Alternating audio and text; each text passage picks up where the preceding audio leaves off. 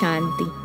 आज 3 फरवरी 2023 की बाबा की साकार मुरली है। मुरली के महावाक्य है, मीठे बच्चे, नर से नारायण बनने के लिए परफेक्ट ब्राह्मण बनो। सच्चा ब्राह्मण वह जिसमें कोई भी विकार रूपी दुश्मन न हो। प्रश्न है, बाप का रिगार्ड किन बच्चों को प्राप्त होता है? समझदार कौन है?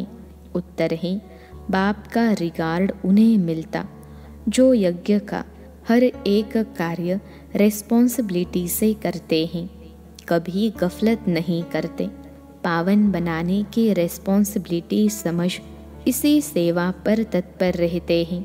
चलन बहुत रॉयल है, कभी नाम बदनाम नहीं करते, ऑलराउंडर हैं। समझदार वह जो फुल पास होने की कोशिश करते हैं, कभी दुखदाई नहीं बनते, कोई भी उल्टा कार्य नहीं करते। गीत है, आज नहीं तो कल बिखरेंगे यह बादल। ओम शांति। यह बच्चों को कौन डायरेक्शन देते हैं? बेहद का बाप, जिसको बच्चे इतना पिता वृत्ता होकर याद नहीं करते। बाप कहते हैं, बच्चे अब वापिस घर चलना है। बच्चे किसको कहते हैं? जो ब्रह्मा मुख वंशावली ब्राह्मण हैं, उनको बाप बच्चे कहेंगे, क्योंकि उनके संतान बने हैं। बाप बैठ समझाते हैं, जब नई सृष्टि रचनी है तो पुरानी सृष्टि की आत्माओं को घर चलना है। अब तुम बच्चे बाप और बाप के घर को जानते हो, इतना ज़रूर है। कोई तो बाप को अच्छी रीति याद करते हैं, श्रीमत पर चलते हैं, कोई देह अभिमान के कारण याद नहीं करते हैं, पावन नहीं रहते। ब्राह्मण है ही ईश्वरीय संतान, ब्रह्मा मुख वंशावली रचयिता बाप गाया जाता है ना। ब्रह्मा मुख कमल से संतान रचते हैं। तुम बच्चे जानते हो बरोबर, हम ईश्वर की संतान ब्रह्मा के मुख वंशावली ब्राह्मण बने हैं। ब्राह्मण उनको कहा जाता है जो पावन रहते हैं। सारा मदार है ही पवित्रता पर। इसको कहा जाता है अपवित्र पतित दुनिया। मनुष्य मात्र जो पतित है वह पावन का अर्थ नहीं समझते। कलयुग पतित दुनिया, सतयुग पावन दुनिया है, यह कोई भी नहीं जानते। कई तो कह देते हैं सतयुग त्रेता में भी पतित लोग हैं, सीता चुराई गई। यह हुआ पावन दुनिया की ग्लानि करना। जैसी दृष्टि वैसी सृष्टि देखने में आती है। पावन दुनिया में भी पतित हैं, तो क्या बाप ने पतित दुनिया रची? बाप तो पावन दुनिया ही स्थापन करते हैं। गाया भी जाता है, पतित पावन आओ, आकर इस सृष्टि को, उसमें भी खास भारत को पावन बनाओ। अब यह ब्रह्मा कुमार कुमारी नाम पड़ता ही उन पर है जो पावन होकर रहते हैं। पतित को ब्राह्मण ब्राह्मणी व बी के कह नहीं सकते, वह है ही कुख वंशावली। तुम ब्राह्मण हो ब्रह्मा मुख वंशावली। ब्रह्मा मुख वंशावली तो नहीं कहा जाता, वह है ही पतित। अब तुम ईश्वरीय संतान बने ही इसलिए हो कि पावन दुनिया के मालिक बने। ब्राह्मण ब्राह्मणी अथवा ब्रह्मा कुमार कुमारी कहलाकर यदि पतित होते हैं या विकार में जाते हैं तो वह बीके नहीं हुए। ब्राह्मण कभी विकार में नहीं जाते।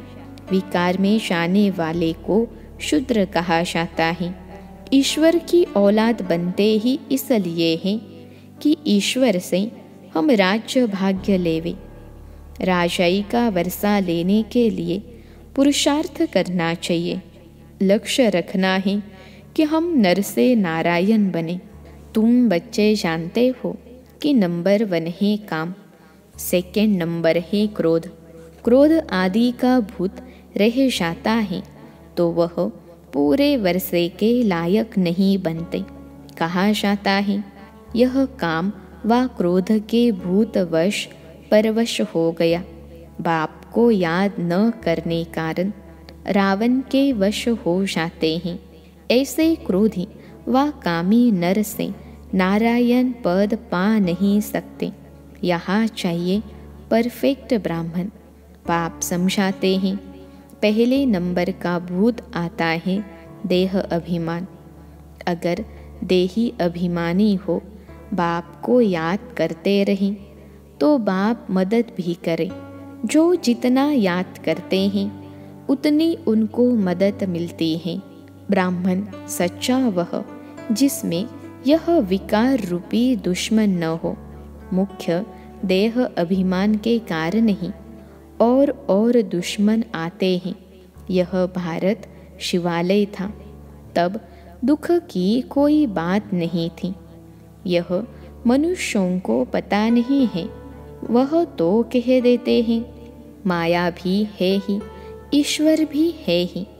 अरे ईश्वर अपने समय पर आता, माया अपने समय पर आती। आधा कल्प ही ईश्वरीय राज्य, आधा कल्प ही माया का राज्य। यह समझाने शास्त्रों में नहीं है, वह है ही भक्ति मार्ग। ज्ञान का सागर एक ही बाप है जिसको पतित पावन कहा जाता है। जो बाप को याद नहीं करते हैं उनसे पतित काम जरूर होते ही रहेंगे। उनको ब्राह्मण ब्राह्मणी कह नहीं सकते। बड़ी सूक्ष्म बातें हैं। शिव बाबा यानी दादे को याद नहीं करेंगे तो वर्षा कहाँ से मिलेगा। फिर उनको इस पुरानी दुनिया के मित्र संबंधी आदि याद आते हैं। अच्छे रीति बाप को याद करेंगे तो बाप भी मदद देंगे। तुम कहाँ मुरली चलाने में मूंझ जाएंगे तो भी शिव बाबा प्रवेश कर आए मुरली चलाएंगे। बच्चों को पता नहीं पड़ता कि शिव बाबा आकर मदद करते हैं। समझते हैं हमने आज अच्छी मुरली चलाई। अरे आज अच्छी चलाई, कल क्यों नहीं चलाते थे। तुमको यह भी पता थोड़े ही पड़ता है। शिव बाबा बोलते हैं या ब्रह्मा बाबा बोलते हैं। शिव बाबा कहते हैं बच्चे तुम मेरी ईश्वरीय औलाद हो, मेरे को याद करो। ऐसे और कोई कह न सके। मैं ही इनमें प्रवेश कर कह सकता हूँ। मैं ज्ञान का सागर हूँ ना। तुम ज्ञानी तो आत्मा बन रहे हो। तो जो बाप से योग रखते हैं तो बाप भी आकर मदद करते हैं। देह अभिमानी या थोड़े ही करेंगे। बाप को जरूर याद करना है। अहंकार नहीं आना चाहिए। मैंने अच्छी मुरली चलाई, नहीं समझना चाहिए शिव बाबा ने आकर मुरली चलाई। घड़ी घड़ी शिव बाबा को याद करना चाहिए। बहुत बच्चे हैं जो पूरा याद नहीं करते हैं तो कर्म भोग मिटता नहीं, बीमारियां आ जाती हैं, विकर्म विनाश नहीं होते हैं। बच्चों को बाप के साथ योग लगाना है।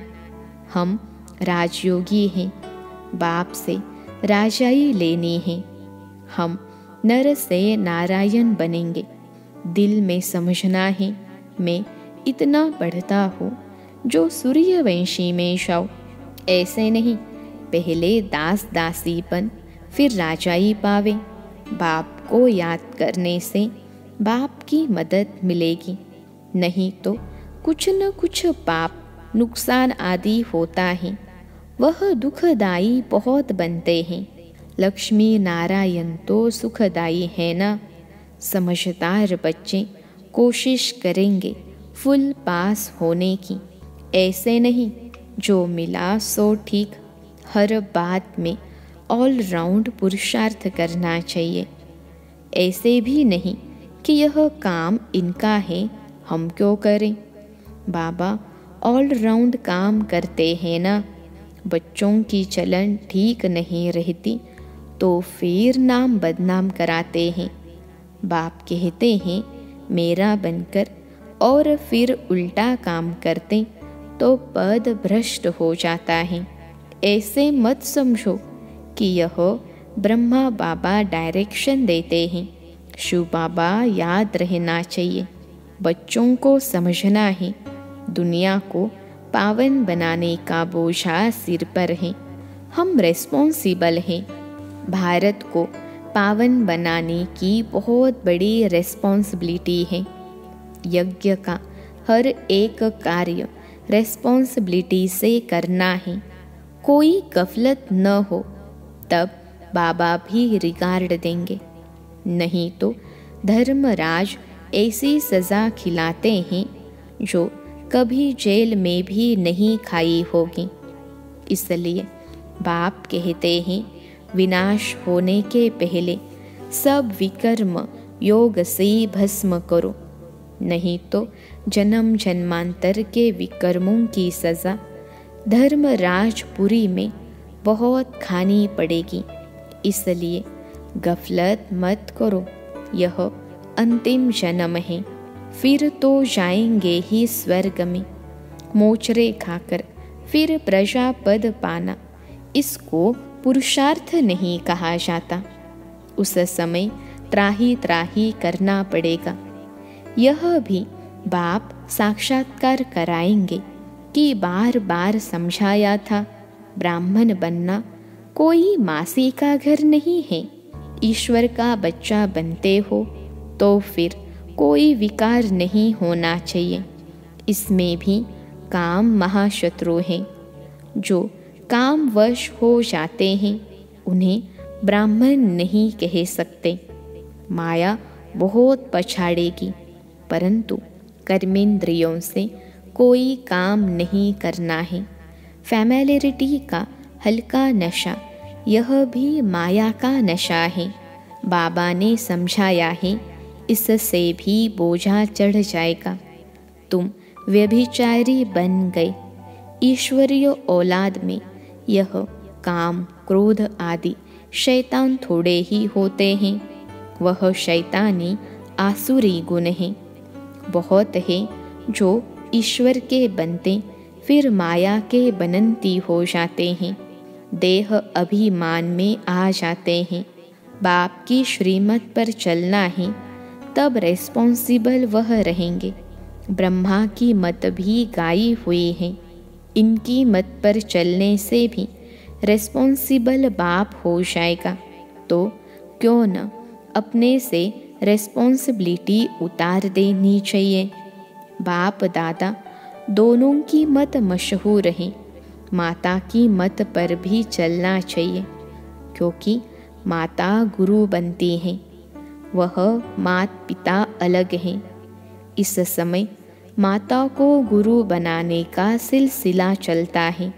तुम पुरुषार्थ कर रहे हो शिवालय के लिए। सतयुग को शिवालय कहा जाता है।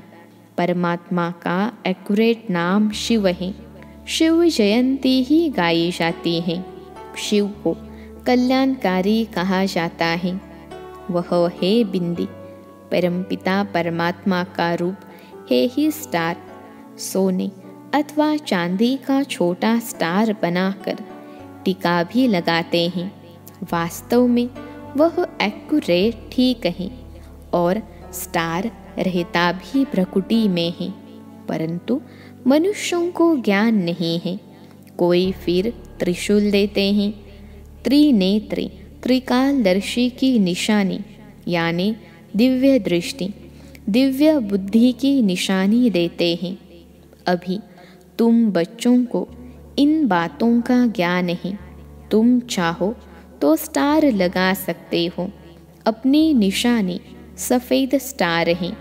आत्मा का रूप भी ऐसे स्टार मिसल हैं। बाप सभी राज समझाते हैं, सावधानी भी देते हैं। बीके वह जिनकी प्रतिज्ञा की हुई है कि पाप का काम कभी नहीं करेंगे, वह याद रखना है। किसकी दिल को दुखाना नहीं है। अगर दुखाते हैं तो शिव बाबा का बच्चा नहीं ठहरा। शिव बाबा आते ही है सुख देने। वहाँ यथा राजा रानी तथा प्रजा सभी एक दो को सुख देते हैं। यहाँ सब सावरे बने हैं, काम कटारी चलाते रहते हैं। यह है ही एक दो को दुख देने की दुनिया। सतयुग है एक दो को सुख देने की दुनिया। समझाना चाहिए कि हम ईश्वरीय संतान बने हैं। हम कोई पाप नहीं करते, नहीं तो पुण्य आत्माओं की दुनिया में इतना पद पा नहीं सकेंगे। हर एक की नब्ज से पता पड़ सकता है कि यह हमारे कुल का है व नहीं। हम कहते हैं भगवानुवाच, तो गाया हुआ है कि हम तुमको राजयोग सिखलाते हैं। भगवान तो एक निराकार को कहा जाता है, तो कब आकर राजयोग सिखलाएंगे? जरूर जब नई दुनिया स्थापन होगी। नई दुनिया के लिए जरूर पुरानी में आना पड़े। भगवानुवाच, हम तुमको राजयोग सिखाते हैं। कहाँ के लिए? क्या नरक के लिए? पावन दुनिया के लिए। भगवानुवाच, मैं तुमको राजाओं का राजा बनाता हूँ। बताओ कब आया था? वह कौन था? फिर कब आएगा? जरूर सतयुग के लिए ही सिखलाएगा। बहुत सहज है, परंतु किसकी तकदीर में नहीं है तो बुद्धि में बैठ नहीं सकता। जैसे तत्ते तवे। फिर समझना चाहिए यह हमारे सूर्यवंशी चंद्रवंशी राजाई का नहीं है। बाकी प्रजा तो बहुत ही बननी है। अच्छा, मीठे मीठे सिखिलते 5000 वर्ष बाद आकर मिले हो बाप से वर्षा लेने।